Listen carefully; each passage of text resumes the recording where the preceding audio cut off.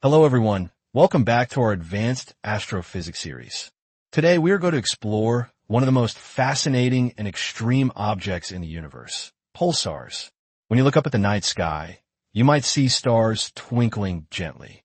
But imagine something that spins hundreds of times a second, emits beams of radiation faster than light can travel across Earth, and acts as a cosmic lighthouse.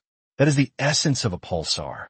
In this lecture, we will move from a basic definition to a deep understanding of their physics, formation, and why they are crucial for modern astronomy. Let's begin with a fundamental question. What exactly is a pulsar? On the surface level, a pulsar is simply a highly magnetized, rotating neutron star that emits beams of electromagnetic radiation out of its magnetic poles. The name pulsar comes from the fact that these beams sweep across Earth like a lighthouse beam sweeping past a ship's observer. However, this simple definition hides a universe of physics. To understand them, we must first understand what they are made of. A pulsar is a neutron star. This is an incredibly dense object formed when a massive star dies. Let's visualize the formation process to build a mental model. Imagine a star like our Sun at the end of its life. It runs out of fuel and cannot support itself against gravity. The core collapses catastrophically in a supernova explosion. In this explosion, the outer layers are blasted into space, creating a nebula like the Crab Nebula we will see later. But what remains is the core. Because the star was so massive, the pressure inside becomes so great that electrons and protons are crushed together to form neutrons. The result is an object roughly 20 kilometers in diameter, about the size of a city, but containing more mass than our entire sun. This extreme density creates matter where a single teaspoon would weigh billions of tons. Now, let's move from formation to function. Why do they pulse? If you have never seen a lighthouse before, think about how it works. A lighthouse has a beam that rotates. As the beam sweeps past your boat, you see flashes of light. The star is not actually blinking on and off. It is shining continuously in all directions, but we only see it when its beam points at us. This is the lighthouse effect. But why does a neutron star have such strong beams? It comes down to magnetism. A pulsar has a magnetic field that is trillions of times stronger than Earth's. The magnetic axis is usually tilted relative to the rotation axis. As the star spins, this beam sweeps through space. To make this concrete for you, let's look at our first major example, the Crab Nebula Pulsar. In 1054 AD, Chinese astronomers recorded a guest star that lit up the sky. This was a supernova in the constellation Taurus. Today, we see the remnants of that explosion as the Crab Nebula. At the center is the pulsar itself. It spins about 30 times per second, emitting radiation from radio waves to X-rays. By studying this object, astronomers can measure how fast it slows down over time. This spin down tells us about the energy budget of the star and helps verify Einstein's theories on particle acceleration in magnetic fields. Now we come to a deeper layer of analysis, binary systems and gravitational waves. A pulsar is not always alone.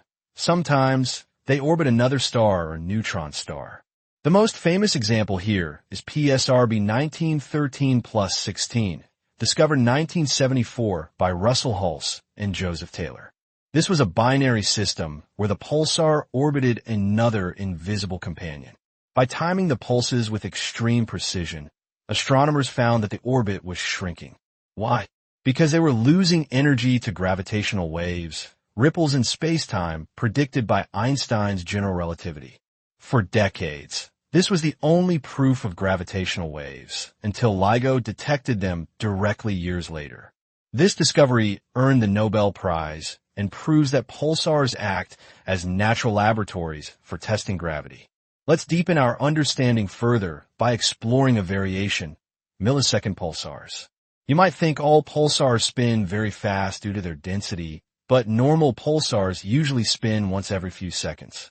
However, in binary systems, if the companion star is a giant that sheds material onto the pulsar, it can transfer angular momentum.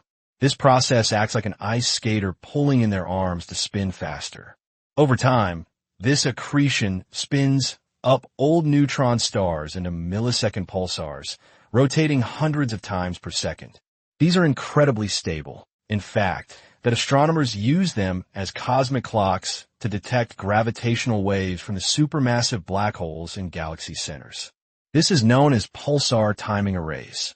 Furthermore, we must discuss a phenomenon called glitches. Sometimes a pulsar suddenly speeds up for a fraction of a second. This happens because the crust of the neutron star, the solid outer layer, can crack under stress, similar to how Earth's crust creates earthquakes.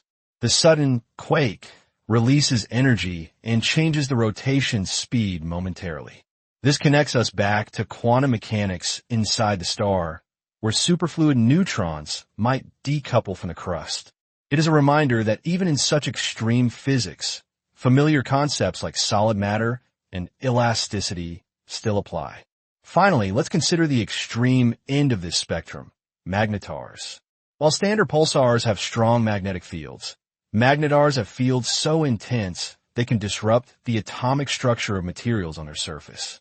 They emit bursts of X-rays that can outshine entire galaxies for short periods. These are essentially superpulsars, where the magnetic energy dominates over the rotational energy. To summarize our journey today, we started with the basic idea of a pulsing star, moved to its birth in a supernova like the Crab Nebula, explored how binary systems like PSR B1913+16 prove gravitational waves exist, analyzed the precision timing of millisecond pulsars for deep space detection, and touched upon quantum glitches and extreme magnetic fields. Pulsars are not just exotic curiosities. They are essential tools that allow us to test the fabric of space-time itself. As you look at your own studies or future work in physics, remember that these objects bridge the gap between nuclear physics, gravity, and cosmology. They remind us that the universe is full of hidden mechanisms waiting to be decoded by precise timing and deep observation. The next time you hear about gravitational waves or cosmic clocks, remember the spinning city-sized cores at the heart of dead stars. They are the lighthouses of the galaxy, guiding our understanding of the cosmos. Thank you for your attention, and I will see you in the next video.